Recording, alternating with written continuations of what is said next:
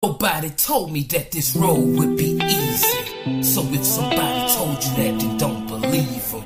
Nobody told me that this road would be easy. So if somebody told you that, then don't believe them. Gotta be refined like silver through the fire. Gotta be tried like gold through the fire. Gotta be refined like silver through the fire. Gotta be tried like gold through the fire. You ain't fighting the flesh, it's cause you giving in. Should've never started the race if you ain't intend to win. Adversity can destroy you or be your best friend. Just cause you fail one time don't make you less than. You just gotta be aware and correct your error. Messiah on the way back, I feel it in the air. Trying to inherit the kingdom, wanna be your fellow heir. If you ain't bring nothing to the table, can't pull up a chair. When I rebuke you, it's love, it's just because I care. Plus when the separation happen, I don't want you to be a tear. You think you ain't gotta do nothing to get eternal life, but that misapplication of grace is a total lie. Gotta be refined like silver through the fire. Gotta be tried like gold through the fire. Gotta be refined like silver through the fire. Gotta be tried like gold through the fire. Been through the fire like a circus lion, I ain't lying, you can ask a lion to Judah. Fire on me, but it ain't consume me, but burn the portion, hallelujah, sing fame, gold and silver. Try to fire, not a pretty sight. That's how you get Israelites, claiming that they no longer is the Israelites. I get hard sometimes, but growing up with me ain't good doing. I heard the devil is on the job, but I care more about what y'all doing. Shine your light here, influence, big brotherhood, big brotherhood. If we separate from us all bad, then it's nothing left, but it's all good. I lost everything in my life, Matthew 16:25. If I can do it, you can too. It only take a mustard seed of faith to thrive. Hell nah, it ain't easy, but it's no other way. Y'all's way, y'all is the way, y'all way. Hey. Gotta be refined like silver through the fire. Gotta be tried like gold through the fire. Gotta be refined like silver through the fire. Gotta be tried like gold through the fire. Nobody told me that this road would be easy. So if somebody told you that, then don't believe them. Nobody told me that this road would be easy. So if somebody told you that, then don't believe them.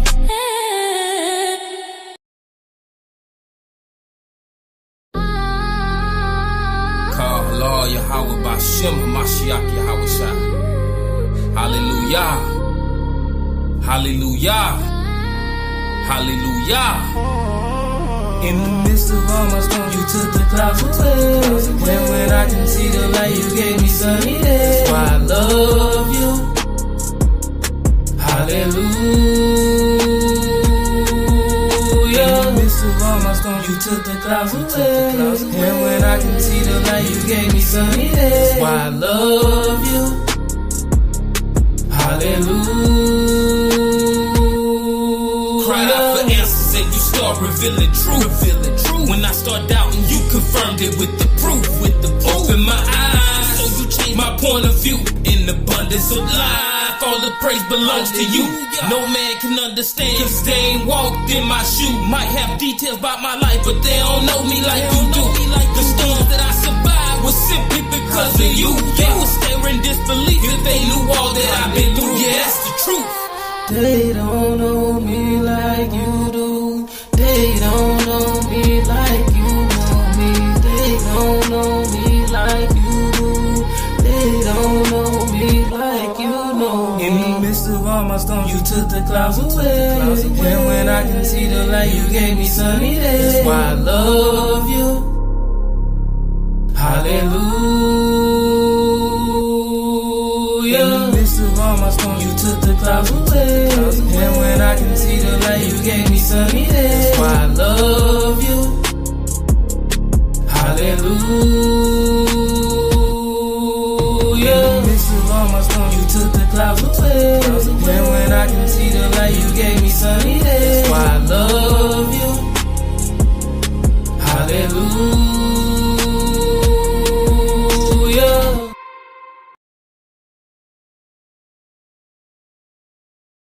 I decided I wasn't gonna take for granted the blessings that he given me.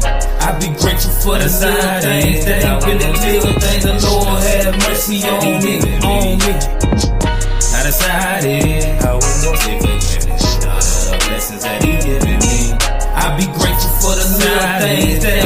little things, the Lord have mercy on me, on me.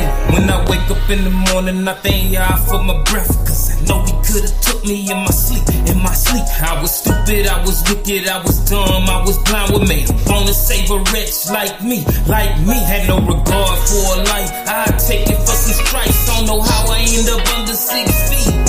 I had war in my heart, I was walking in the dark. Now only thing I wanna do is push peace, push peace. I rolled the dice, didn't crap out, was figure four, but didn't tap out. Made mistakes and got chastised, stayed down like a flat tire, represented like a mascot, living high speed till I crashed out. Cried then, but I can laugh now. Didn't know then, but I know now. Just experimenting like a mad scientist. Change came with His time, no backslide nor decline. I'm grateful He didn't expire. My forefathers, they inspired. The rebel base gon' keep firing. For perfection, I keep climbing. His grace and mercy keep me shining. I decided I wasn't gonna take it granted. I know the blessings that He given me. I be grateful for the little things that He been in little things. The Lord have mercy on me, on me. I decided I wasn't gonna take it granted. I know the blessings that He given me. I be grateful for the little things that ain't really little things. The Lord have mercy on me, on me.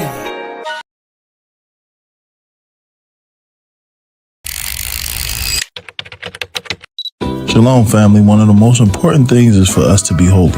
Now, what does that mean? That means we have to separate ourselves from the world and build unity and community. Grab yourself a shirt that expresses that message, and let's not just talk about it, let's live it. Ain't no free will, it's all predestinated. From every death to every child brought forth through copulation. From the spouse that you choose to your current occupation, you either receive mercy or Yahweh's indignation. I can recollect on times that I could have been dead, caught lacking, no strap, I had a knife instead. Played it cool, he wanted to kill me for how I used to move. Had to match his energy, portrayed that I was strapped too. But inside I'm praying to God, hoping he don't shoot. Still I'm whooping, telling him I know what he won't do.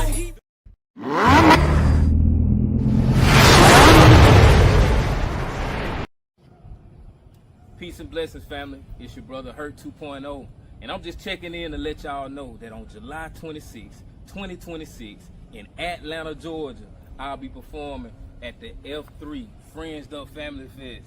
I'll be ministering through music and also be ministering.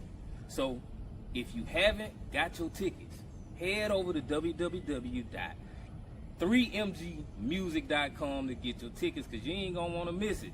All praise, honor, glory to the Most High. Shalom.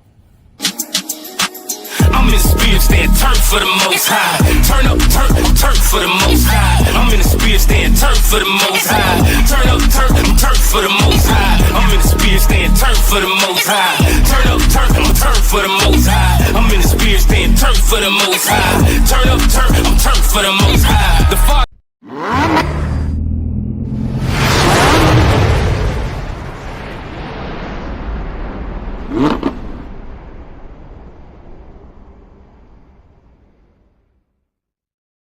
It ain't for everybody. It ain't for everybody. Salvation. It ain't for everybody. It ain't for everybody. It ain't for everybody. It ain't for everybody. Salvation. It ain't for everybody. It ain't for everybody. Yeah, many you call, but few get chosen. Matthew 22 and 14. My righteousness gonna exceed that of the Pharisees. Do what they. Peace and blessings, family. Peace and blessings out.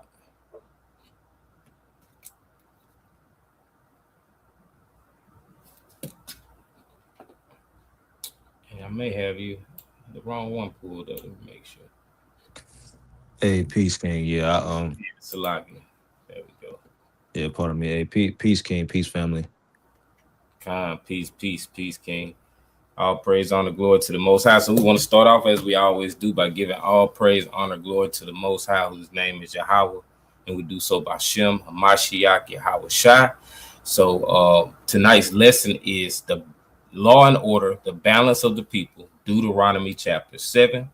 And as we always state, as the pinned comment states, thank you for helping us grow the kingdom of the Most High by liking, commenting, and sharing the video. Please subscribe and turn on the notifications so you don't miss out on future lessons. All praise, honor, glory to the Most High. And King, you got anything you want to add, you can. And just a side note, everyone, tonight's lesson will be brought forth by Brother Aaron. So all praise to the Most High. All praise to the Most High. Peace and blessings, family. Of course, it's your brother Aaron Jeshurun, excuse me. And of course, I start by giving all praises, honor, and glory to the Most High God, the God of Abraham, Isaac, and Jacob, Yahweh. Some may call him Yahweh, some may call him different other names, or pronunciations, whatever may have you. As the brother mentioned, I'm going into Deuteronomy. This week's class for Law and Order, Balance of the People. We're going into chapter 7, and basically we picking off from where we left off, picking up from where we left off in Deuteronomy 6, and basically Deuteronomy 6, it you know gave a call to diligently keep the commandments and the instruction to rehearse or retell the saving acts to the most from the Most High to the next generation. So chapter 7 is going to build on that, and it's going to give some other prescriptions that are very much so needed for us to obey while we come into the land. And we're going to go into a little bit of history as well. So that's pretty much what y'all have in store to look forward to. Brother Hurt, you have any points you want to jump on before we move forward? Not at this time, ready for this lesson. I like Deuteronomy 7. This, I know me and you have gone here for multiple times for for one reason. Mhm. And we're gonna get right into it. So all praise to the Most High. Peace, Sister Wendy, Sister Kanaya, and everyone else who may be watching along that may have not commented yet. Yes, sir, man. Are you able to see the screen at all? No, sir, not yet. Okay. Let's see. And it looks like it's okay. There it is. I was gonna say it's Okay. showing like it's up there, but it wasn't on the screen yet. There we go. Makes sense. All praises. So yeah, and just as a brother Hurtis said, we've had conversations about this, whether it be him and I, or alongside one another with other people. This is definitely a chapter, and there's passages in this chapter that I like to get utilized for one reason or another. So we're going to address what's actually here in the text, and we're going to unpack the context, because and one thing I want to highlight, right? Something that we cannot get away from now, doing the Law and Order lessons and the chapter breakdowns on Thursdays, is the context, because you got to just do the whole chapter breakdown. So you actually have to read everything in context and break it down in context. And so that's what I do enjoy about these particular classes that we've been doing. And so no one can say, oh well, y'all broke that down out of context. Well, actually, we literally went with the text. We did every single verse in the passage. So you They know. can do it. We've seen it. In the context. No, that ain't in the right context. You reading that out of context, brother. I just read it in context. Do you know what reading out of context means? Exactly, man. So all praise to the Most High, man. So first off, we're gonna throw into Deuteronomy 7. You can read verses 1 through 2. Con.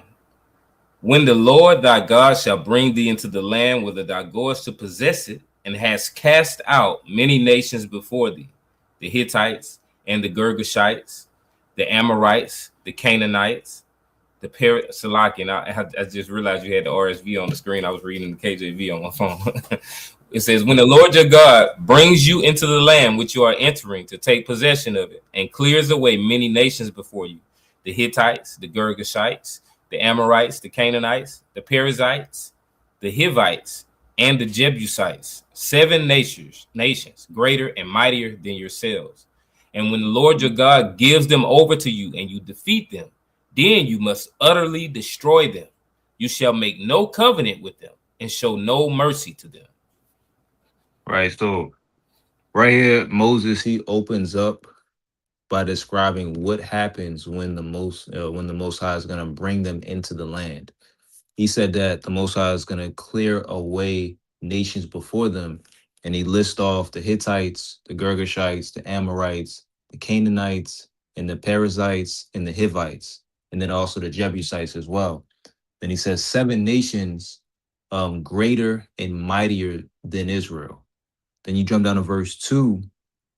He gives the instruction directly and says, and when the Most High gives the land over to you, or gives them over to you, and you defeat them, then you must utterly destroy them, and you shall make no covenant with them and show no mercy to them. Now, I think this is, pretty much a straightforward reading, but I do want to grab the Hebrew for a particular point, because I think it's something interesting here. So when you look at and I'm gonna grab the interlinear, get the forward so you guys can see what I'm saying. But I want to take a look at this phrase for destroy them utterly, or utterly destroy them. So first, because Hebrew is read from right to left, you see it's ha charem, and that's translated as to utterly, and it's basically depicting like an intensive uh verb or motion or action that's happening. Then it continues on. The next word is tacharim, and this carries the sense of devoting something irrevocably, and basically it's devoting something to destruction. So intensively, these people are to be destroyed and not to be connected with. So that's first point you need to make mention of. But there's something extreme going on. This is not just like, okay, we're just defeating the enemies.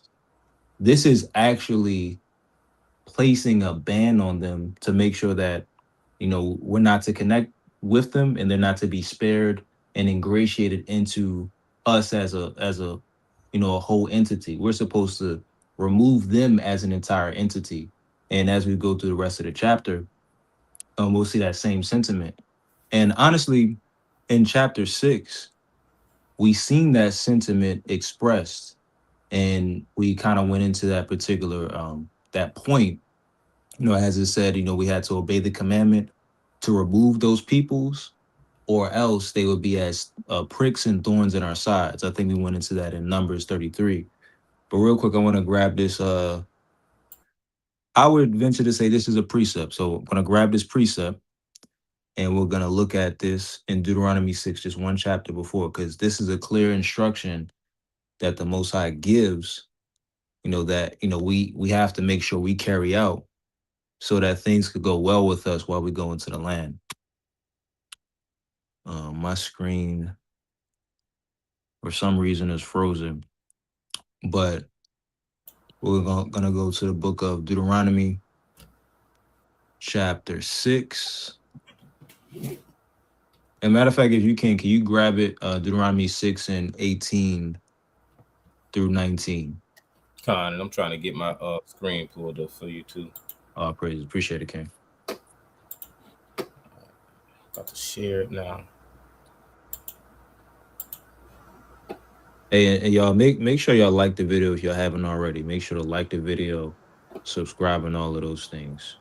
And what'd you say, Deuteronomy 6? 6 and verse 18. Con. And if you're able to, can you pull it up in the RSV? Con. Appreciate it, King.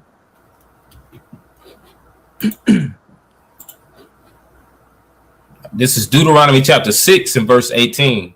And thou shalt do that which is right and good in the sight of the Lord, that it may be well with thee, and that thou mayest go in and possess the good land which the Lord sware unto thy fathers. You read verse 19? Said 19 too, Salaki. Yes, sir. Appreciate it, King. I'm in another. Okay, there we go. To cast out all that, and I'm going to read it from the top again. Deuteronomy 6, 18 and 19. And thou shalt do that which is right and good in the sight of the Lord, that it may be well with thee, and that thou mayest go in and possess the good land which the Lord sware unto thy fathers, to cast out all thine enemies from before thee, as the Lord have spoken. All right. So again, as I mentioned, we see a similar sentiment expressed in the previous chapter here in Deuteronomy 6, as we do at the beginning of Deuteronomy 7. And so this is regarding removing the nations. And so, we have, like, I think it's very important to just keep that connection in mind, because Deuteronomy 6, all the way through the rest of the book of Deuteronomy, the book of Numbers, then even going through Joshua and Judges, it keeps this particular motif in mind. We're supposed to, we are to be holy and separate from these particular people groups. And as we're going to read, these particular people groups, they had religious and political infrastructures established within their land that we were to pull down and not to leave any remnants of. But Brother Hurt, you got any points, King? La, Yes, sir. My laptop just reset on its own, so it's all good. We're gonna continue to move forward. If you can, my good brother, read verse number 3 through 4. con. Let's get back to it. All right, this is Deuteronomy chapter 7, verses 3 and 4. And let me maybe refresh also.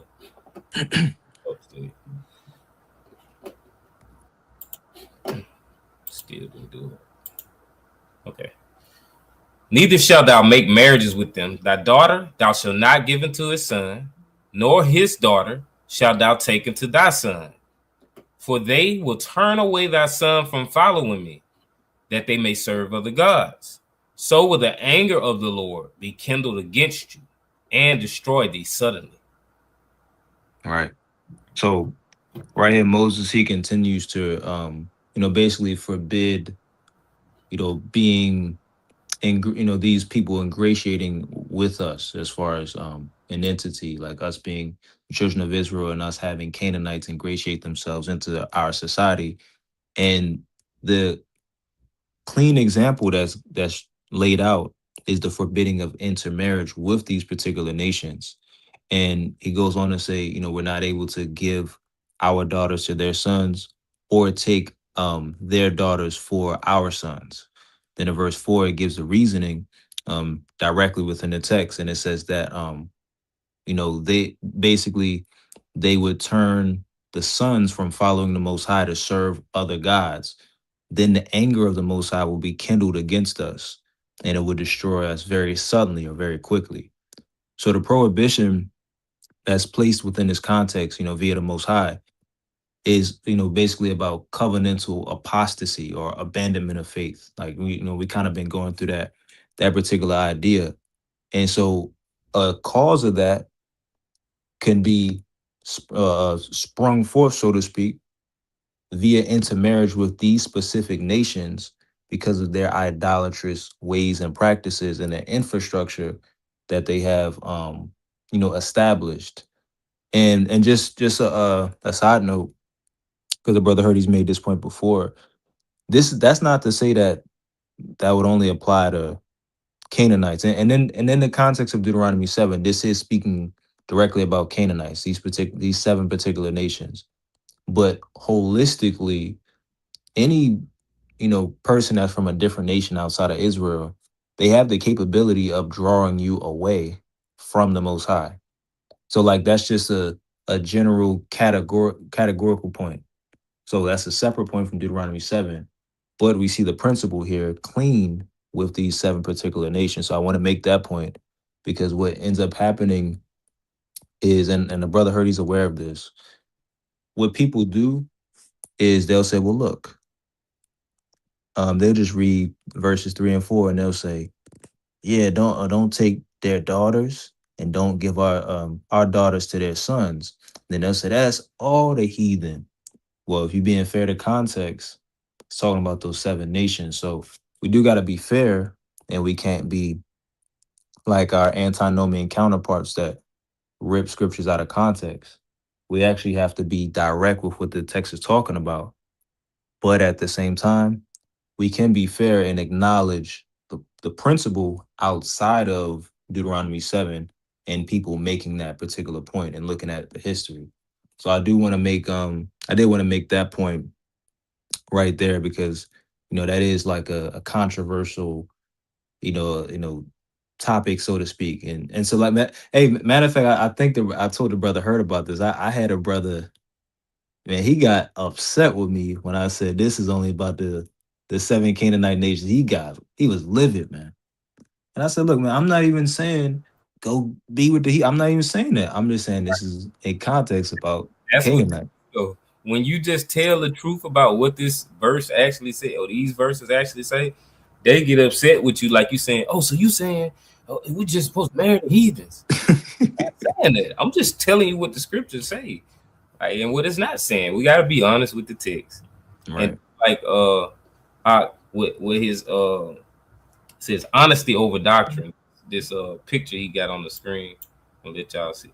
Honesty over doctrine. We gotta always look at honesty over doctrine instead of just whatever your doctrine is, you trying to uphold it and say, well, this is how I believe it, so I'm gonna force fit it.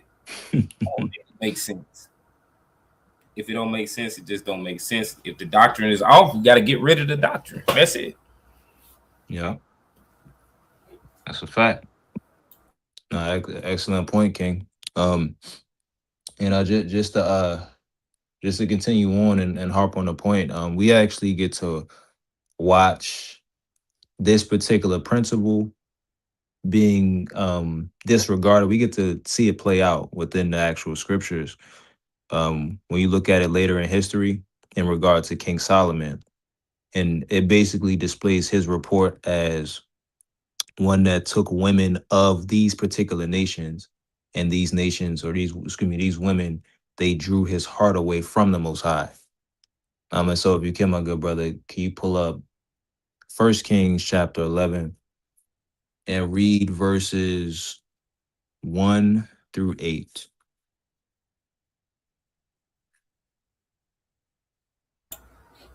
Con, I got you out. This Appreciate first it, King. chapter 11, verses 1 through 8. Now King Solomon loved many foreign women, the daughter of Pharaoh, and Moabite, Ammonite, Edomite, Sidonian, and Hittite women. From the nations concerning which the Lord had said to the people of Israel, excuse me, you shall not enter into marriage with them, neither shall they with you, for surely they will turn away your heart after their gods. Solomon clung to these in love. He had 700 wives, princesses, and 300 concubines, and his wives turned away his heart.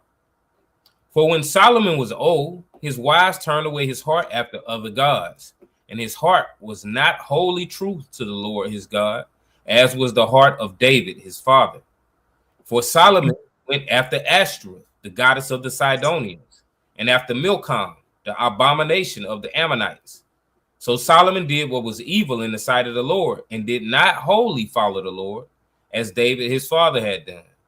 Then Solomon built a high place for Chemosh, the abomination of Moab, and for Molech, the abomination of the Ammonites, on the mountain east of Jerusalem. All right, can you read verse 8? Khan. And so he did for all his foreign wives who burned incense and sacrificed to their gods. See that? And I think when you can you look at jump up at verse 1? Because I think it does mention Edomites in there as well, if I'm not mistaken. Yep. So it mentioned two nations that are outside of the scope of what's mentioned in Deuteronomy 7. So just to speak to that point a little bit earlier, we see that even Solomon, who is regarded as the wise, a multitude of wives, and they were from various nations. And what happened is these particular wives turned his heart away, from the Most High to other gods, and this caused his heart to not be wholly true towards the Most High, in comparison to his father. And again, the principle was that, dealing with the daughters of these particular nations will cause your heart to be drawn away from the Most High. And so we see it initially, it prescribes not to deal with the seven nations of Canaan, but then we see it play out in real time with with some of those nations, and then also some of the nations outside of the seven nations mentioned. Not to say that, well, it's now against God's law to deal with the nations that are outside of that, but the point is that it can happen with any other nation. So don't just act like it's sweet. That's the point. That's the wisdom that I'm highlighting. But you got any points, King? Well, just the whole point, like we were saying and stating in Deuteronomy 7, that's what we see where the Most High commanded to not go to these nations and make marriages with them. And what we see with Solomon, he went to those nations, made marriages with them and the other nations, all the nations.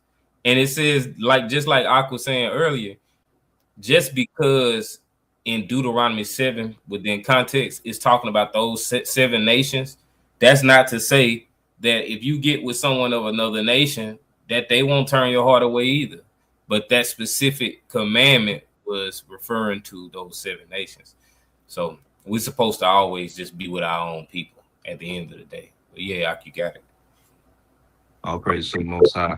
Um, we can jump back to Deuteronomy chapter 7, and I'll just read verse number 5. Time. And just another point. I mean, there was an extreme, y'all, that we was actually supposed to be with our with whoever was in our tribe. Of course, to this day, we can't, uphold that because half of us don't even know exactly what tribe we are. But yeah, it was an extreme measure that the Most High had as far as us in our marriages. But yeah, Exactly. 7 and 5 out. Yes, sir. But thus shall you deal with them. You shall break down their altars and dash in pieces their pillars and hew down their asherim and burn their graven images with fire. Right. So right here in this particular verse, we see that Moses, he gives the instruction for how we deal with the existing religious infrastructure, so to speak. And basically he says, break down their altars, dash them into pieces as far as the pillars are concerned, and then hew down their asherim, which in context, this is in reference to sacred wooden poles that would be utilized for Canaanite worship. And he said to burn down their graven images with fire. So this is describing complete destruction of their system of service towards their deities. This is not just, this is not just saying, hey, avoid their practices and don't do the things that they're doing, although that's commanded within the Torah, and we, obviously we're going to get into that in Leviticus.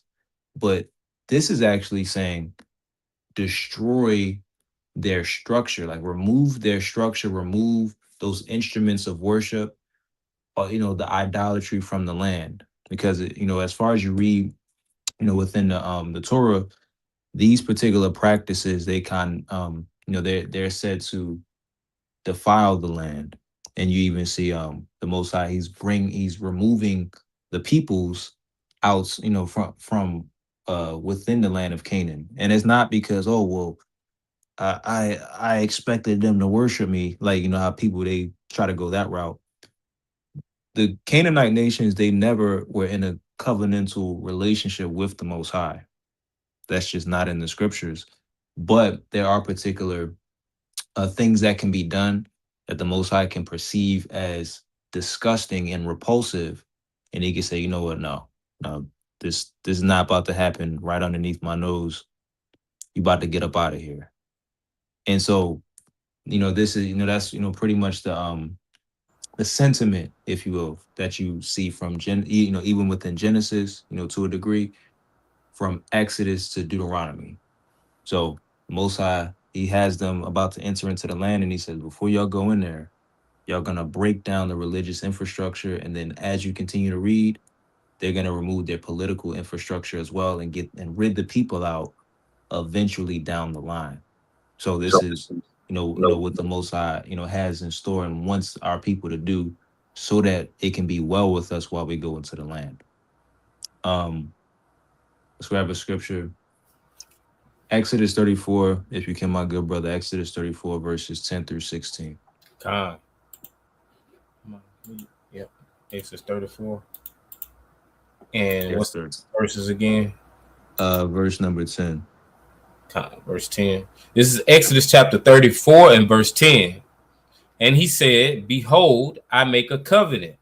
Before all your people, I will do marvels, such as have not been wrought in all the earth or in any nation. And all the people among whom you are shall see the work of the Lord. For it is a terrible thing that I will do with you. Verse 10 through 16. Come, Pardon me. observe what I command you this day.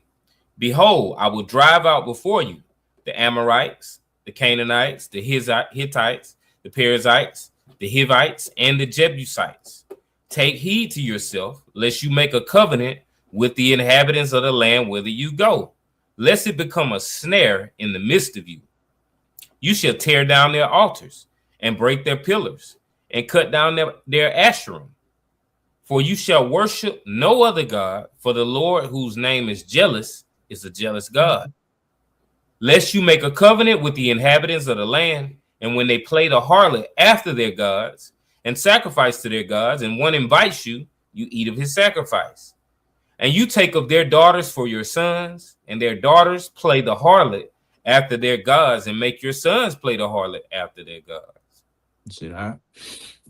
So right here in the book of Exodus, we see that the Most High, he lays out the same concept that we see communicated in the book of Deuteronomy, the 7th chapter, where the Most High said he wanted us to obey his commandments. And these nations will be driven out. And the reason is, for us to not make covenants with these people. And as you continue to read on, it details the destruction of, again, as we saw in Deuteronomy 7, their service instruments, their worship instruments, if you will, like the pillars and all of those things. And then even they mention of eating, so that we don't eat of their sacrifices to their gods, and again, ingratiate ourselves as far as giving our daughters to them and getting and receiving their daughters, to our sons.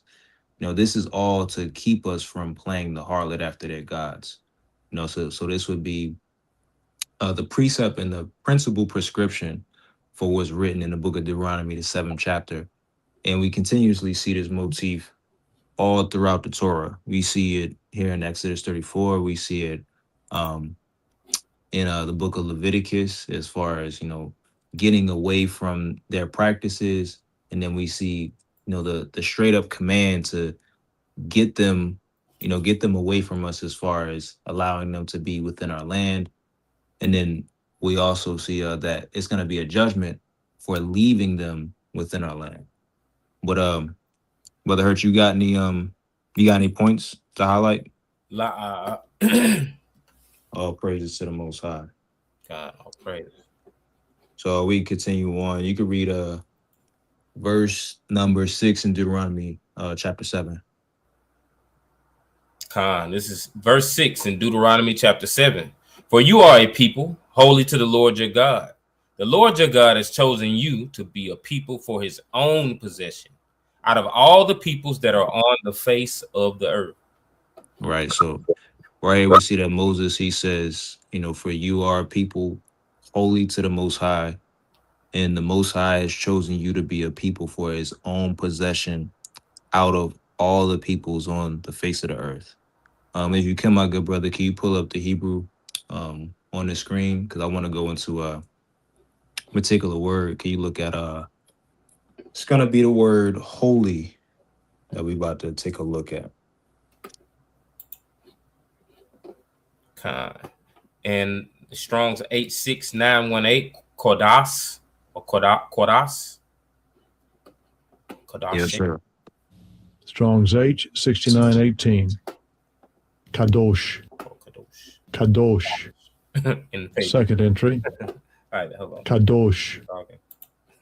All right. So outline of biblical usage: sacred, holy, holy one, saint, set apart. In the Strong's definitions, sacred, ceremonially, or morally, as noun, God, by eminence, an angel, a saint, a sanctuary, holy one, saint. Right. So right there we see the word. You Pardon me, I got a phone call. Bad. right. Just about You to hear me say, now? yeah, you good. Yeah. But yeah, right there we see the word kadash. It basically carries a connotation of being set apart or singled out when you look at certain lexicons. Like there's one lexicon is named the halot. It actually says singled out or separated for a particular cause. So, we see the Most High, he constantly labels us as the people he singled out or separated from the other peoples.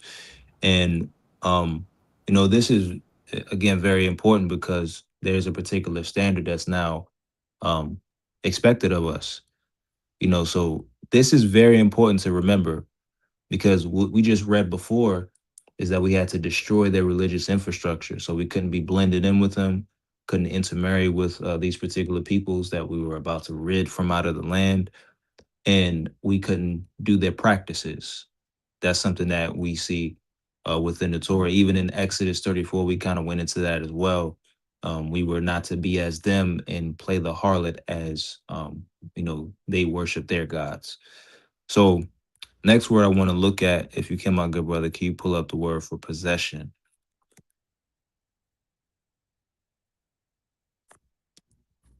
Con. Go back up. All right. Position. Here we go. And Yep. it's So, Sagala. mm-hmm. Yep. So it'd be Sagala Sagula. And this, when you look at it, can you scroll down to the usage? Yes, sir. You see it on So the screen. yes, sir. Yes, sir. So you look at it, it basically it gives the connotation of something that's treasured or valued or valued possession. You pretty much That's pretty much the usage within the text. Um, and shout out to the good folks at Peculiar Apparel. They got the Segula shirts, the I Am Treasure shirts. This is where that comes from. Text like this, text like another text we're about to go to. Let's grab a correlating scripture, if you will.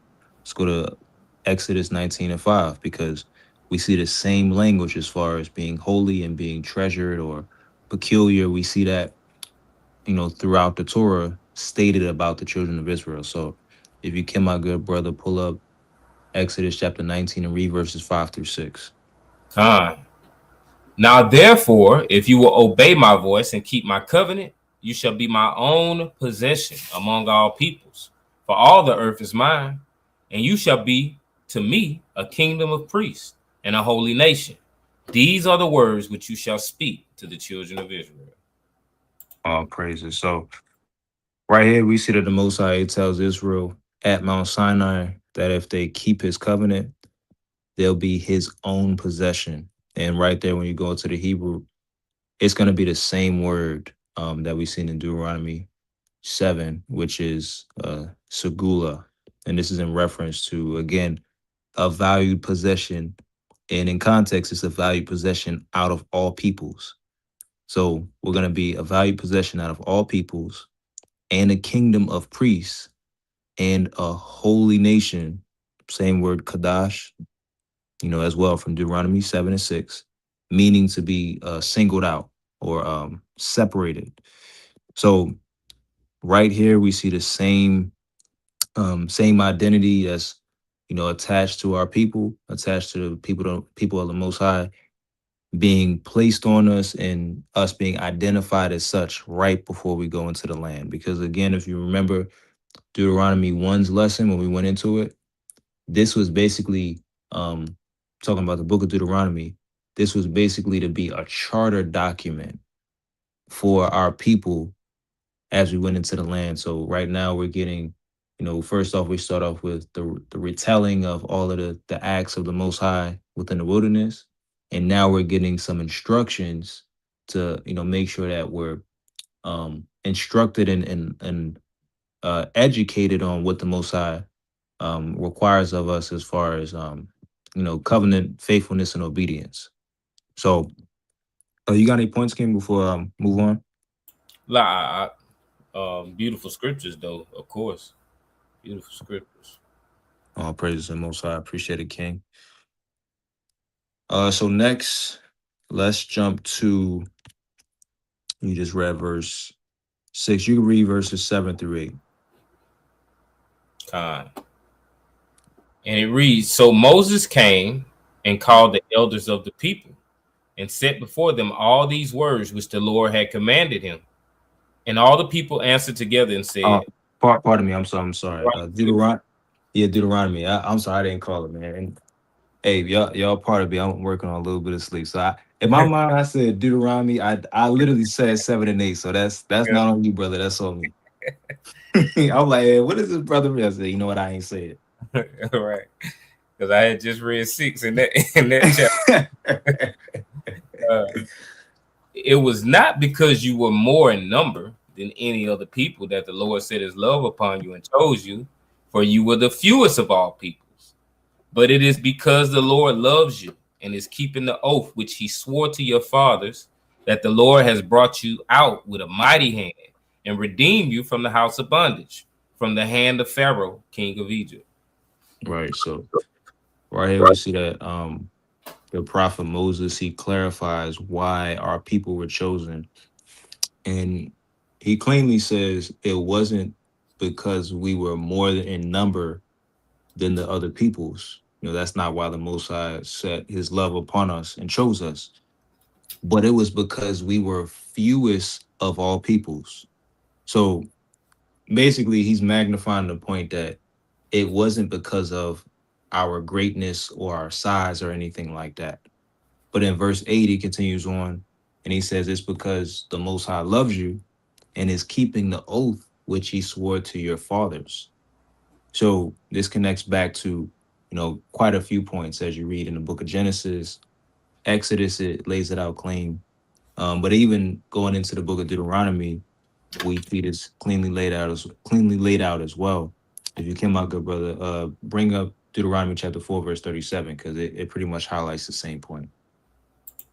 So this is Deuteronomy chapter 4 and verse 37. And it reads, And because he loved your fathers and chose their descendants after them and brought you out of Egypt with his own presence by his great power.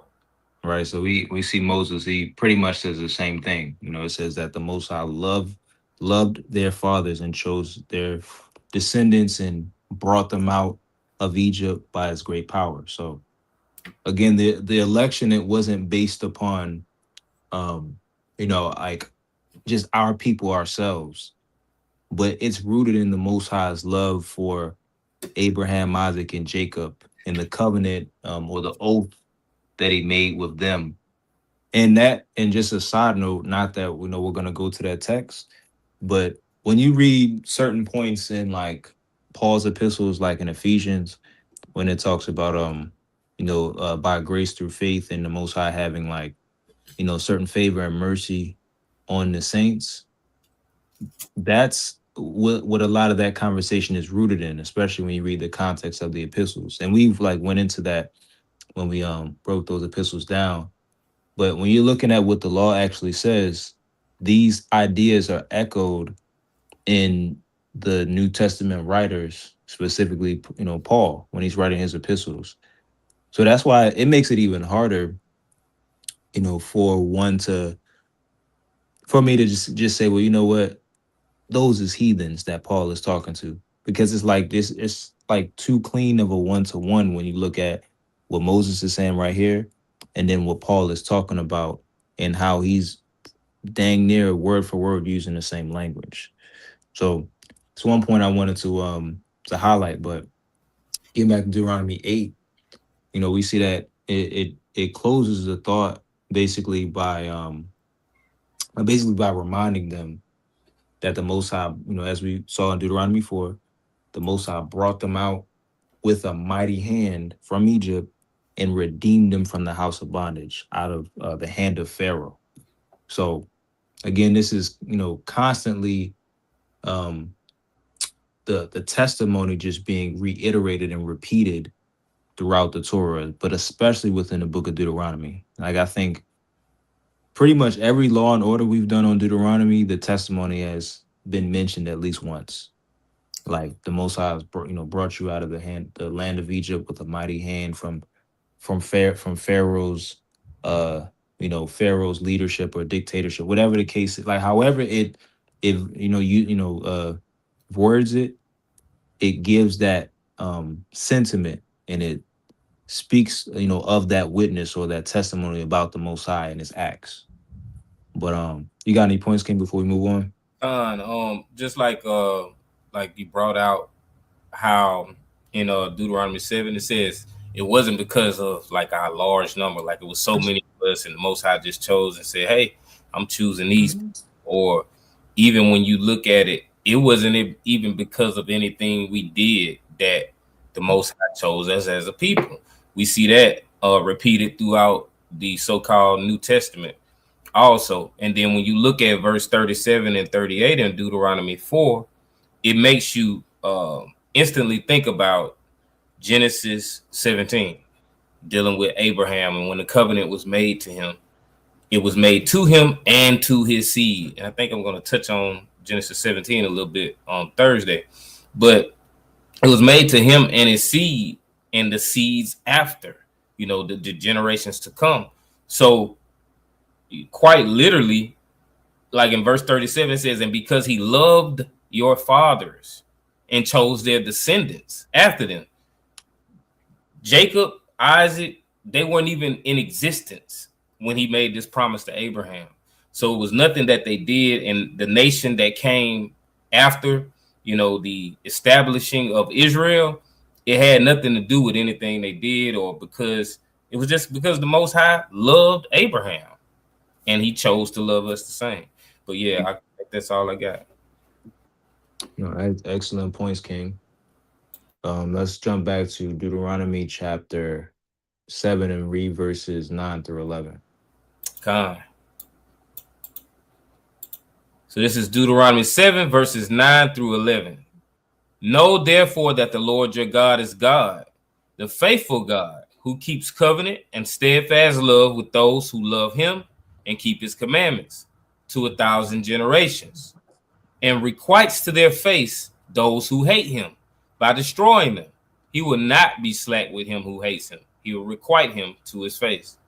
You shall therefore be careful to do the commandment and the statutes and the ordinances, which I command you this day."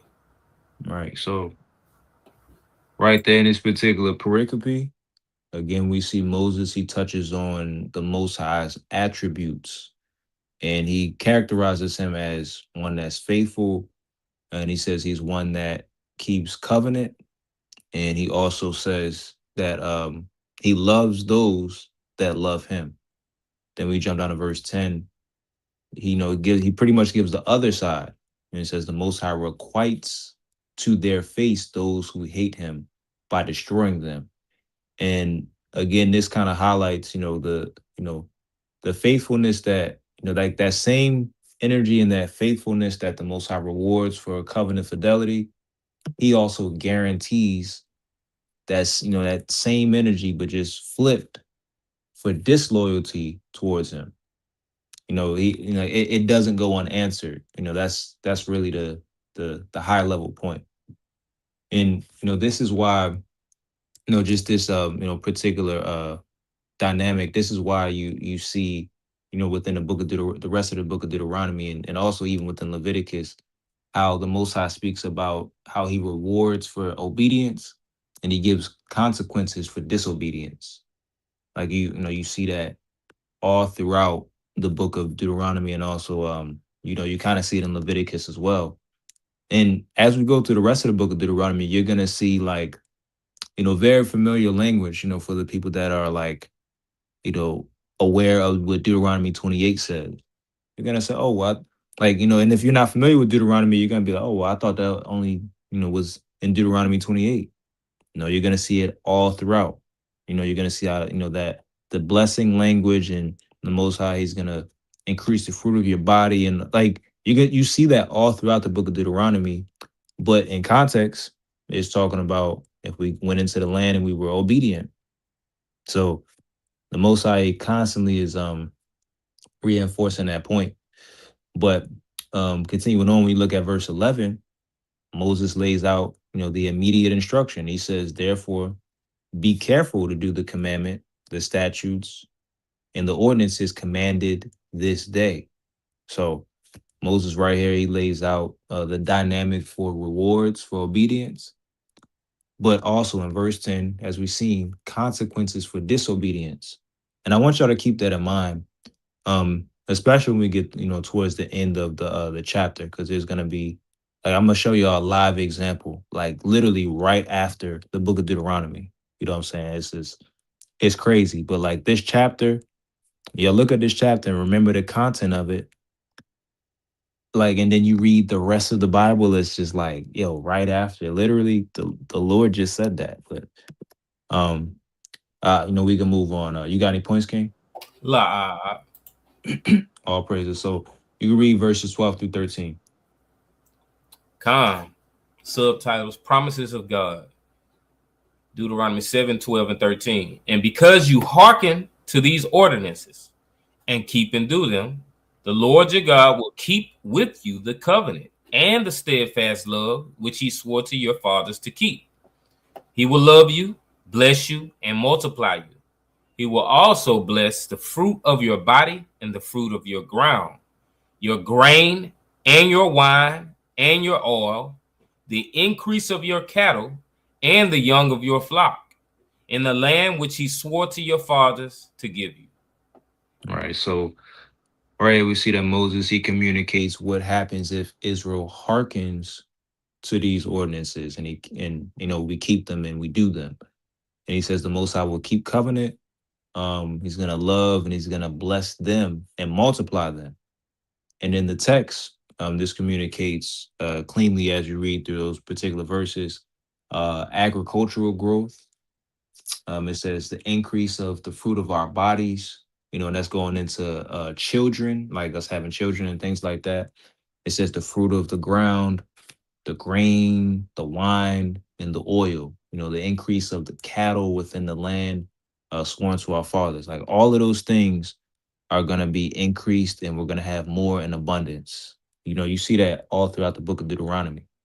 So just to speak back to what I said, this is a constant motif that the Most High, he rewards and he's faithful to them that are faithful to him. But on the flip side, as we'll see, to them that aren't faithful to him, he repays that energy with wrath. That's clean. But you can read verses 14 through 15. Con. So this is verse 13 and verse 14 in Deuteronomy chapter 7. He will love you, bless you, and multiply you. He will also bless the fruit of your body and the fruit of your ground, your grain and your wine and your oil, the increase of your cattle and the young of your flock, in the land which he swore to your fathers to give you. You shall be blessed above all peoples. There shall not be male or female barren among you or among your cattle. Verse 15 also. 15 And the Lord will take away from you all sickness, and none of the evil diseases of Egypt which you knew will he inflict upon you, but he will lay them upon all who hate you. Right. So it right there, the text, especially when you start at verse 14, and even like just jumping up a few verses, it lays out the idea that Israel is going to be blessed above all peoples. And then 14 specifically goes into how there's going to be no male or female that's barren among them. Meaning, again, we're going to be blessed based upon the fruit of our body. We're going to be able to have children and be fruitful and multiply. And the cattle, they're not going to be barren either. So they're going to be able to continuously multiply and will be good on the agricultural front. Because if y'all, look at just even the Torah itself, but also pre-exilic Israel, they were an agrarian society, so to speak. So we based a lot of our lives on agriculture and, just living off the land, if you will, right? But look at verse 15. It says the Most High will take away all sickness and won't put any of the evil diseases of Egypt, which they knew or were aware of, but they'll lay them on the people that hate them. So again, this is like you kind of see that in Deuteronomy 30. Like the curses are gonna, these particular curses and pestilences are gonna go on our enemies and them that vex us. So again, this is communicating rewards for covenant obedience via blessing and fertility, health, and just overall provision. That's pretty much the motif and the theme of what's going on in the text here. You can read verse 16 unless you got a point. Yeah, just one point. Just how the mindset of our people had to be. Like when the Most High is telling you that this is what He's gonna do, if you just listen and do what He say do, that He's gonna take away sickness from you and diseases, and then He's gonna put it on the people who hate you and the people who've been doing all these bad things to you for so long. Like that should be the motivation alone. Like, man, I'm gonna do what I need to do, so the Most High can put this on them. I've been afflicted, and they haven't done anything but make things worse for me as I'm in pain from the diseases and the sicknesses. But yeah, just thinking about that, how the mindset is just crazy of our people at this point in time. But yeah, like you said, read 16. Yeah, not and that's a great point also that you made. But yeah, you can read out verse 16. And you shall destroy all the peoples that the Lord your God will give over to you. Your eyes shall not pity them, neither shall you serve their gods, for that would be a snare to you. See that? Again, right here we see Moses. He basically reemphasizes or like reinforces the instruction to destroy all the peoples that the Most High gives over to us, and we were to have no pity, meaning like no type of compassion Don't be a on coon. those. Yeah, exactly.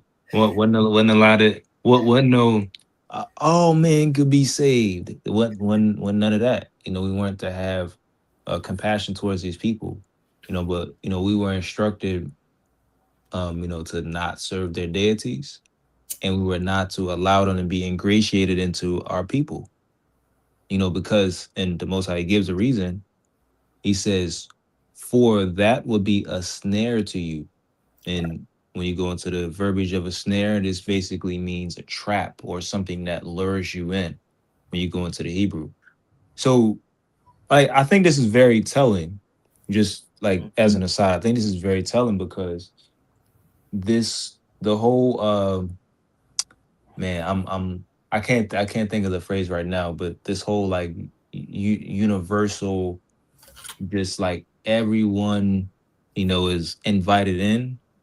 Not to say that there weren't like, heathens that might have been connected to Israelites or whatever the case is. I'm not saying that.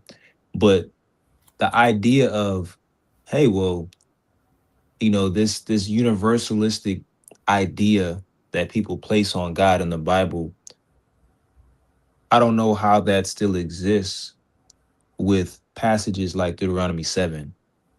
Because really, if that idea, I think, lived all throughout the Bible, I think this chapter really should say, well, you shall go in to the land of Canaan, and you shall convert them and cause them to worship the Lord thy God. That's really what I believe that should convey or express.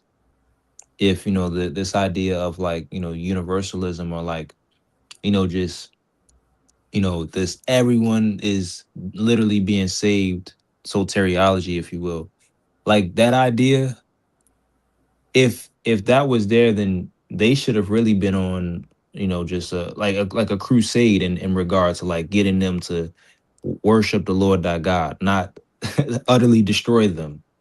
So like it's that's something that I wanted to highlight, and I would like to maybe pick somebody's brain on that, like get them to really just rationalize their thought process on what the text is saying here, and make what they're believing and what they're teaching make sense with what the text is actually saying. But I digress, man. You got any points? Just one small point. Just think about how people wanted to be integrated so bad when they were segregated, not understanding that's the way the Most High wanted us to be segregated as children of the Most High, and as His holy people.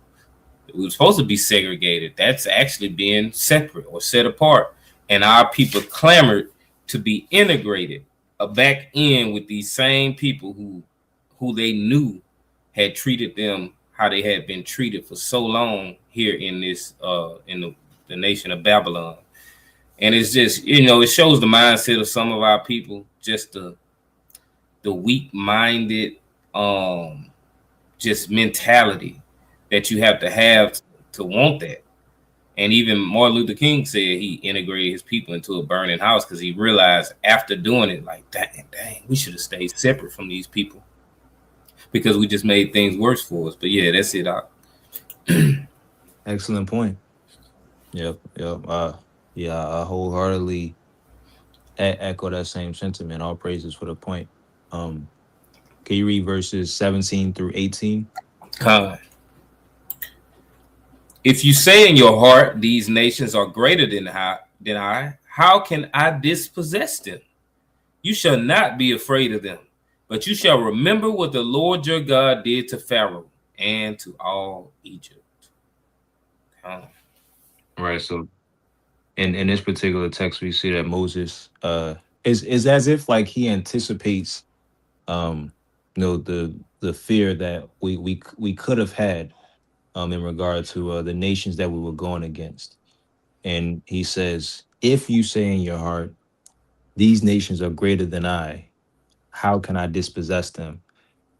He goes on to say, you shall not be afraid. Like he doesn't go on to say, excuse me, um, he doesn't go on to say that, oh, fear, like why, like how could you ever be afraid? Like he doesn't, like really gaslight them, but he says, hey, you shouldn't be afraid of them, but remember what the Most High did to Pharaoh and to all Egypt. So like he reinforces um the testimony of the Most High and the saving acts that he performed or executed. But like right there, I think something that's cool is that we don't see Moses gaslight the children of Israel, quote unquote. Like people use the term gaslight and just act like that can't be like a reality or like a thought someone could have. Like he acknowledges it as like just like a realistic thought or like an emotion that they could have experienced or that they may experience. And so he doesn't say, hey, like what? Like that ain't even a thing. But he says, well, look, better yet, I understand like you're facing these particular odds, but you got to remember that the Most High already saved you from a great threat in Egypt and Pharaoh. So think on these things. And you kind of see like that mindset utilized within like the rest of the Bible on different points. Like when you read in like different wisdom literatures, it'll talk about, think about all of the people that trusted in the Most High, like were they ever failed? So they'll constantly, remind you of the testimony of the Most High and his saving acts for like the patriarchs and, the different righteous men. And so like the point isn't to make you, just disregard the ever having the idea of getting worried about anything. But the point is about remembering what the Most High has done so that you can, quote unquote, be encouraged in that particular moment. And so, like, that's the point that, Moses is conveying to the children of Israel. Like they come up and they see the threats that they're dealing with because these people, they're like, as you read in the book of Numbers, they were, mighty in stature. So it's like, okay, well, man, these people these people are huge. Like, are we gonna be able to get them up out of here?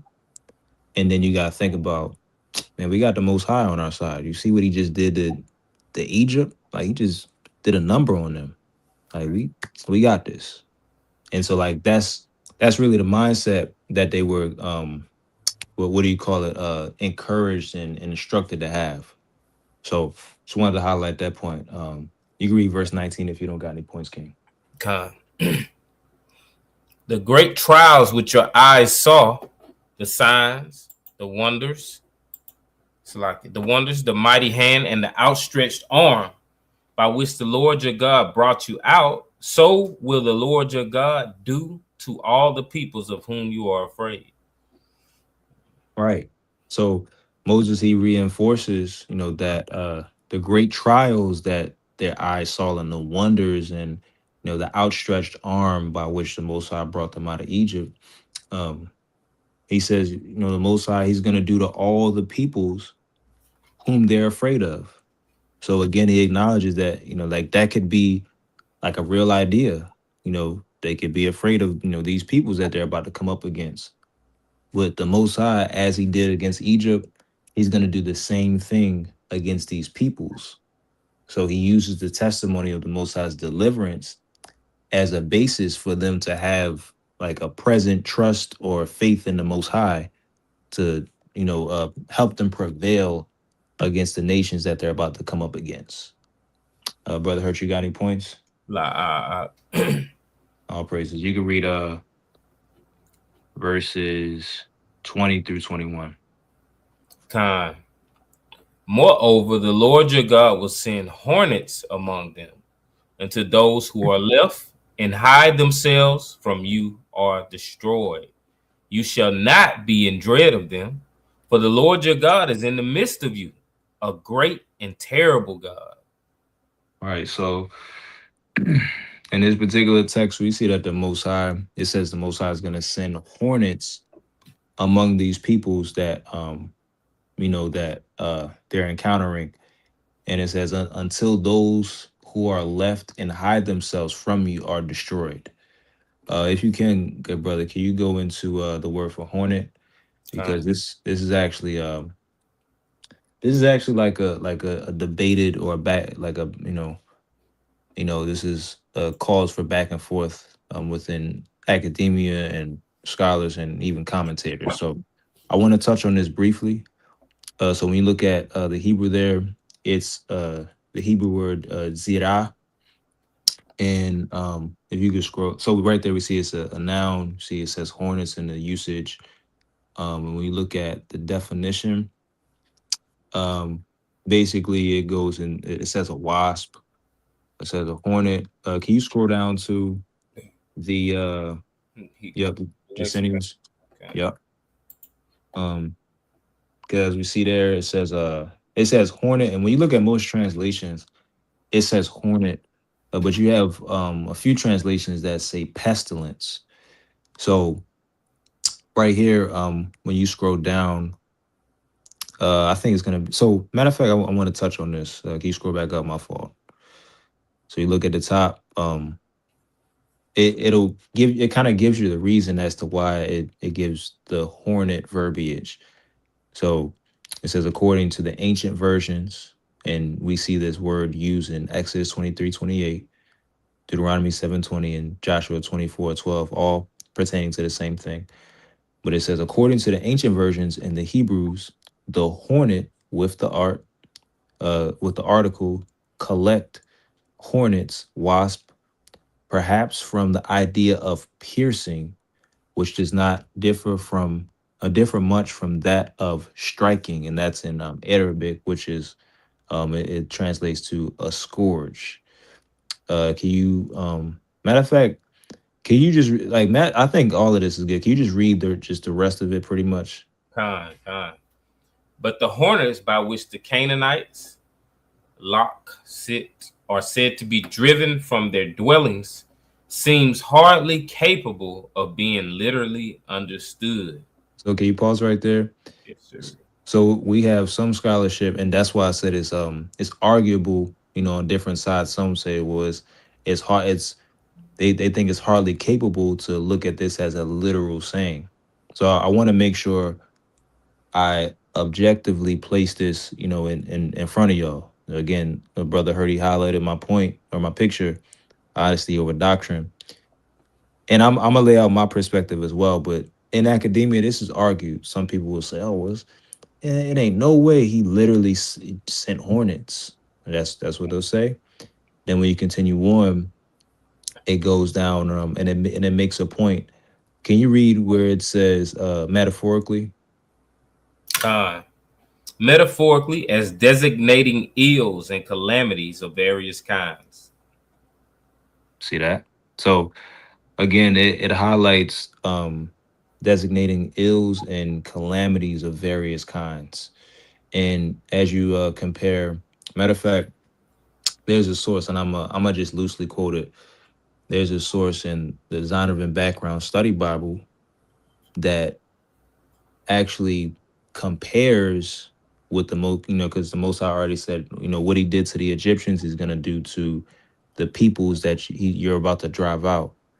It compares the hornets, or the hornet, excuse me, to what the Most High did with the plagues in Egypt. And so right here, and then that's why it would make sense that this would be understood as the pestilence. So just before I move on, you got any points, King? Because it's a little bit more, but I want to give you a space if you want to touch on that. Like, because I know I'm gonna let you finish speaking on it. I don't want to make the point you about to make. Yes, sir. So and as you looked at the lexicon, you see it said in it pretty much gives the same language in Exodus 23 and 28.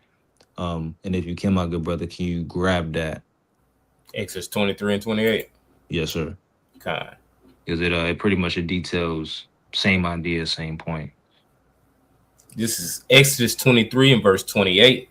And I will send hornets before you, which shall drive out Hivite, Canaanite, and Hittite from before you.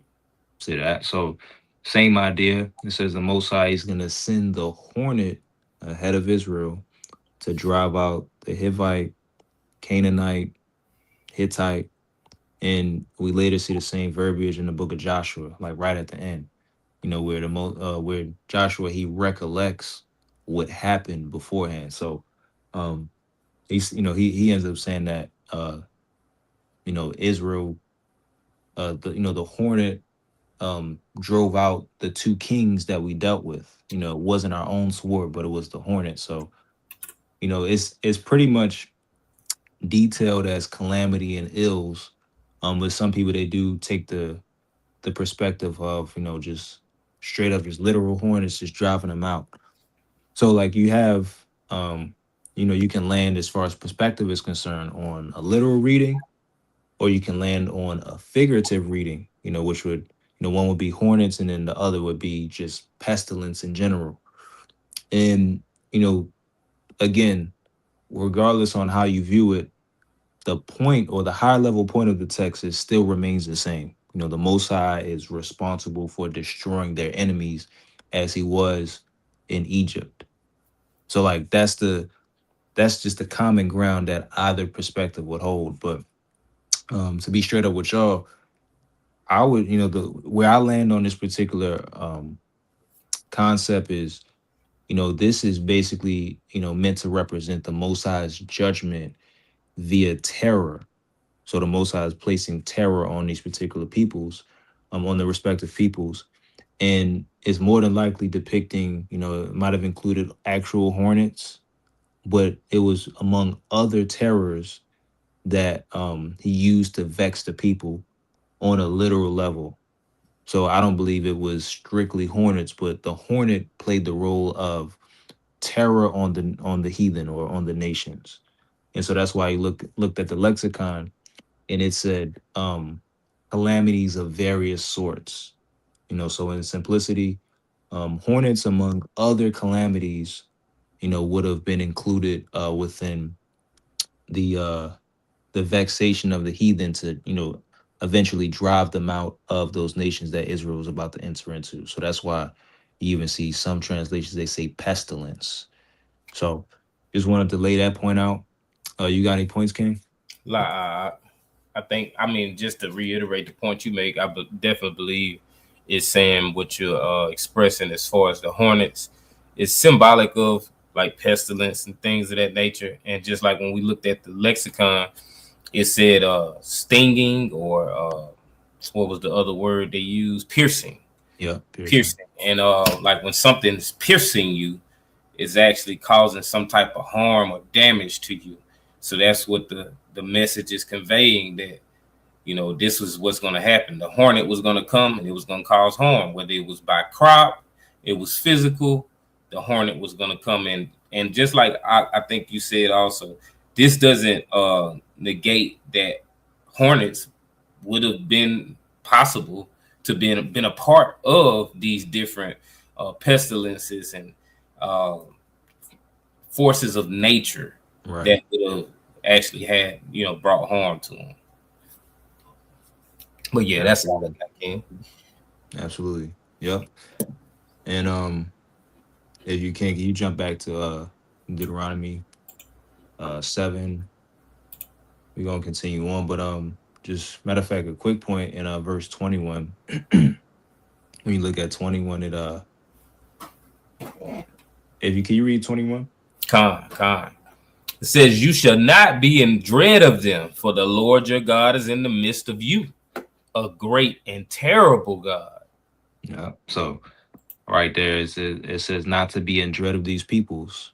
So at that point, like when we see these acts of, like as a brother mentioned, the acts of nature, these this amazing defense from our God, like at that point we shouldn't be afraid, you know, because we actually see the Most High dealing with these peoples. And again, the Most High is going to be looked at and understood as a great and terrible God, because the heathen are going to see what's happening to them and they're going to be sorely afraid. So this reinforces the point that the Most High would be the reason for the destruction of their enemies, just as it was with Egypt and Pharaoh. But we can continue on. You can read verse number 22. Con. The Lord your God will clear away these nations before you, little by little. You may not make an end of them at once, lest the wild beasts grow too numerous for you. All right. So, and I made mention of this a little bit earlier as well. You know, like eventually we would just wipe them all out of the land, like just as far as like eradicating them not ceasing within our, you know, or them ceasing to be in our land. That was the expectation. So like we see Moses, you know, he says that the Most High will clear away all these nations before us, but it says little by little, you know. So Israel wasn't to make a full end to them at once, because what would happen is the wild beasts would grow and then it would be too numerous for us. And you actually see that same thing echoed in the book of Exodus 23. You know, pretty much like right around the same, you know, what we read in I think it was verse 28, 23, and 28, like right over there, same context is expressing the same thing. So in this context, or in this passage, the Most High, he's, you know, basically he's telling us that like the expectation is to, you know, have our enemies, you know, we have to get rid of them, or, you know, unalive them, but not all at once. No, but eventually, for the sake of balance in the land, they were to be eradicated. Like that. That's the point in the instruction that verse 22 is depicting. You can read verse 23 to 25. Con. The Lord your God will clear away these nations before you, little by little. You may not make an end of them at once, lest the wild beasts grow too numerous for you. But the Lord your God will give them over to you and throw them into great confusion until they are destroyed. And he will give their kings into your hand, and you shall make their name perish from under heaven. Not a man shall be able to stand against you until you have destroyed them. The graven images of their gods you shall burn with fire. You shall not covet the silver or the gold that is on them, or take it for yourselves, lest you be ensnared by it. For it is an abomination to the Lord your God. You just want to go through 25? Yeah, that's fine. So like right there, we see it says the Most High is gonna give the nations over to us and throw them into great confusion until they're destroyed. As you read, all the way from 22 all the way down to 25. Um, and then he ends up saying that he's gonna give their kings into our hand, and that we were gonna blot out their name from under heaven, and no man will be able to stand against us until we destroyed them. So nobody was gonna be able to withstand, the force that the Most High was bringing on our behalfs. So this is again re-emphasizing the point concerning removing the infrastructure of both their religious system and their political system from the land. So their kings was going to be up out of there. The peoples, they were going to be rid from up out of there. The whole 9 yards. Can you read now? Can you read 25 through 26? Con. The graven images of their gods you shall burn with fire. You shall not covet the silver or the gold that is on them, or take it for yourselves, lest you be ensnared by it. For it is an abomination to the Lord your God. And you shall not bring an abominable thing into your house and become accursed like it. You shall utterly detest and abhor it, for it is an accursed thing. See that? So right there, Moses, he commands that the graven images of these nations, I mean, their gods, as far as like their icons are concerned, that they were to be burned with fire. And he lays out the warning, and he said that we were not to covet the silver or the gold that is in them, or to take them for ourselves, lest we be ensnared or lured in by it. And again, you see that at the beginning of the chapter. We just kind of touched on that. But he says this because this is an abomination to the Most High. And when you look at the Hebrew word abomination, this is like, committed to my memory now. You look at that word abomination, it's the Hebrew word to'evah, which references something that's disgusting or repulsive to the Most High. Like I love bringing out this point in regard to like eating unclean foods, because it uses the same word to'evah, which is in reference to something that's repulsive.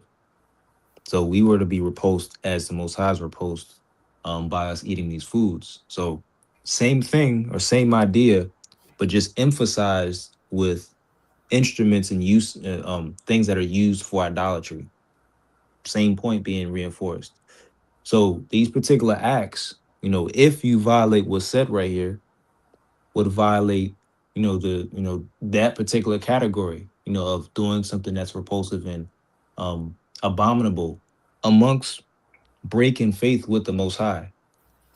And so these particular things weren't to be tolerated in the camp or amongst the organized body of Israel as a whole. So when you look down at verse 26, it closes the chapter by saying, "You shall not bring an abominable thing," meaning repulsive, "into your house and become accursed like it. You shall utterly detest and abhor it, because it's an accursed thing." So this is a clean instruction about not bringing the abominable thing in your house. And it called an accursed, and it called it an accursed thing. And when you look at the Hebrew there, when you go back up to the top of the chapter, it's the same root for haram. We went into the utterly destroy the devoted thing. Same root. And we learned that this is in reference to, things that are devoted for destruction. So this is not to be taken into your household for personal gain, lest the one that takes it becomes as the accursed abomination. And then at that point, now you're devoted for destruction because of doing so. I mentioned a little bit earlier, and we're gonna close it out here. There's a live example of some folks doing this. If you could pull this up for me, and if you got any points, you could jump in. But if you could pull this up for me, Joshua chapter 7. 'Cause I want to give y'all just like literally a live example of how serious this was, and then we can close it out. Con. You just start off with verse 1. But the people of Israel broke faith in regard to the devoted things. For Achan, the son of Carmi, son of Zabdi, son of Zerah, of the tribe of Judah, took some of the devoted things, and the anger of the Lord burned against the people of Israel. Right. So Okay. we see it says the people, they broke faith in regard to the devoted things, which is again in regard to the accursed things, as we read in Deuteronomy 7. And it says because Achan took some of the things that were, we weren't supposed to take. So after this point, after that happens in verse 1, we go into battle. And what happens is we suffer many casualties. And Joshua, he's grieved about this particular situation when this happens. Because he's like, man, like, why did this happen? Like, we lost a lot of good people, XYZ. And so within the narrative, as you read it, he falls on his face in lamentation before the ark. Now let's pull this up. If you can jump down to verse 10 through 12. Con. The Lord said to Joshua, Arise, why have you thus fallen upon your face? Israel has sinned. They have transgressed my covenant which I commanded them. They have taken some of the devoted things. They have stolen and lied and put them among their own stuff. Therefore, the people of Israel cannot stand before their enemies. They turn their backs before their enemies because they have become a thing for destruction. I will be with you no more, excuse me, unless you destroy the devoted things from among you. See that? So right there, the Most High, he tells Joshua what the issue is. He says, why'd you fall before me and before the ark? Israel sinned. Y'all broke faith, as it read in verse 1. And he basically tells Joshua what the issue is and why they suffered these casualties in war. And it was because Deuteronomy 7:25 through 26 was violated. And again, this violation, it represents a breach of faith before us and the Most High. And we learned that the Most High, he keeps covenant with them that are faithful. But to them that break faith, it said that he will requite them or repay them, as you go into the Hebrew. So it's being extremely consistent. We see real time example or real life examples. Let's go further within the narrative. I'm not going to make this too long of a segment. If you could jump down to verses 16 through 20.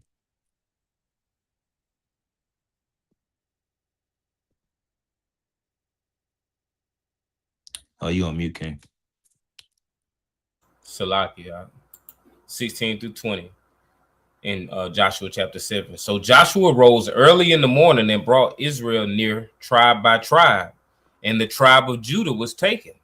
And he brought near the families of Judah, and the family of the Zerahites was taken.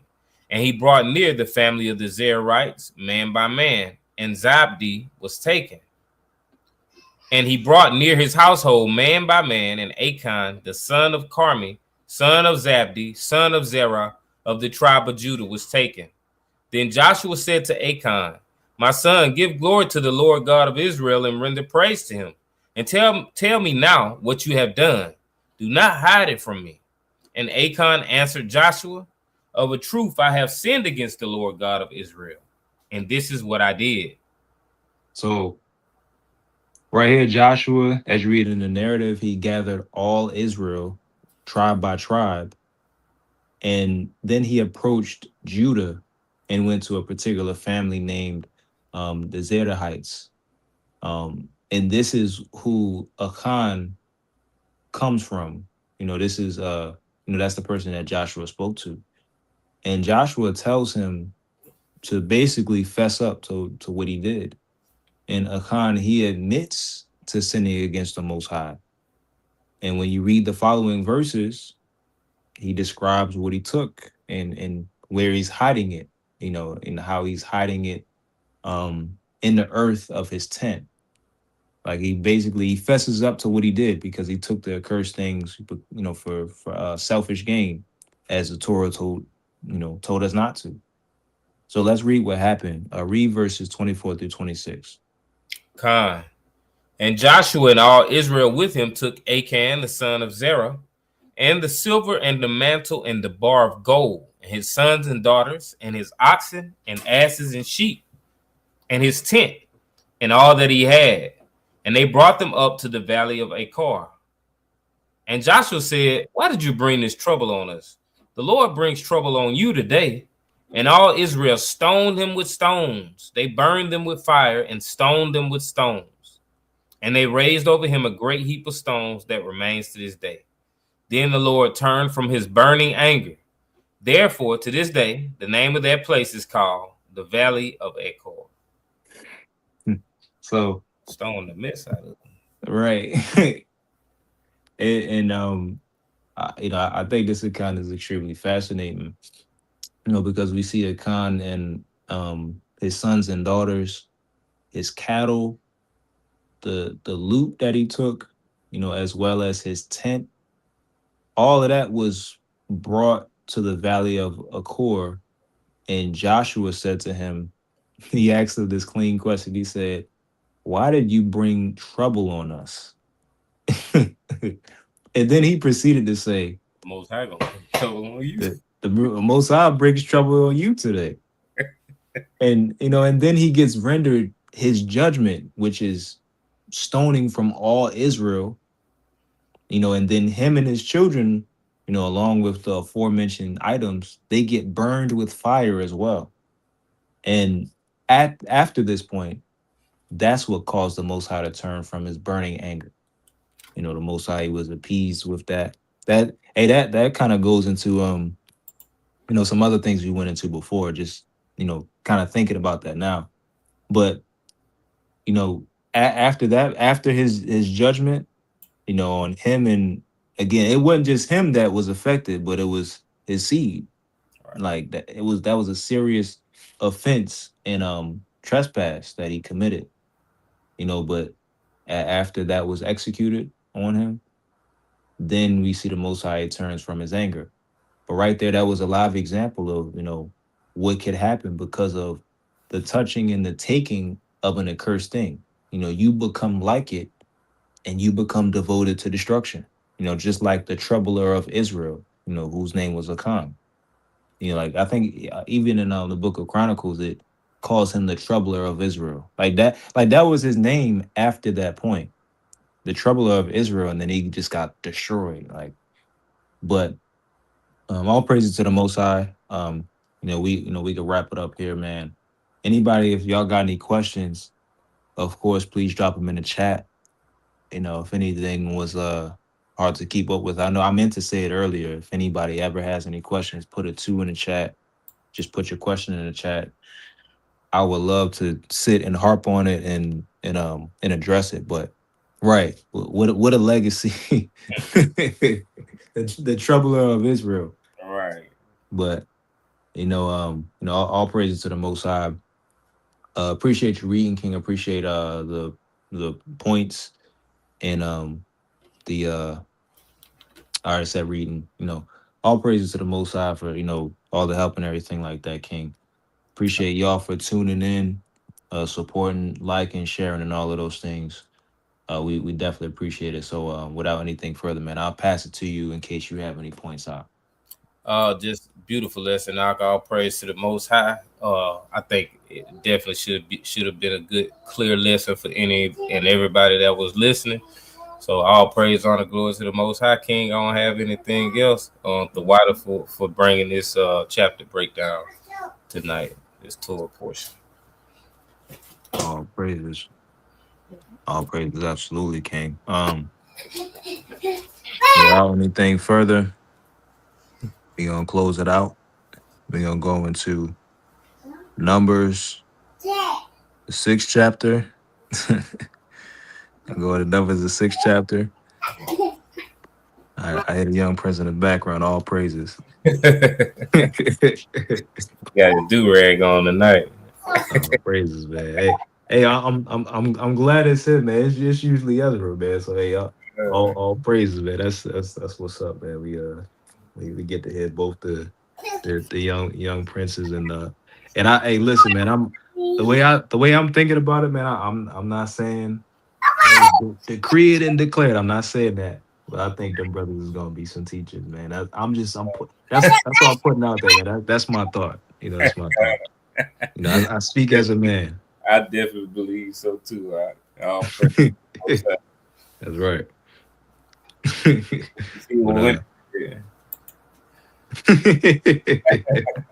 Trying to get some ways like Uncle Aaron. All praises. Hey. What up, Prince? Hey man, man. Sooner than you know, he gonna be right there. Like, hey man, I got a precept, Pop. Oh, praise the Most High. But we're gonna close it out with number 6 and 24 on down. It says, Yahweh bless thee and keep thee.